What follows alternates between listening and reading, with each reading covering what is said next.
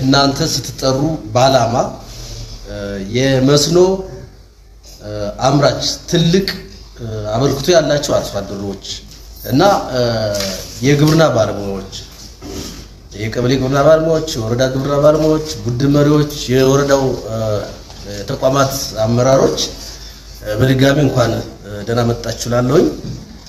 ይሄን ብዬ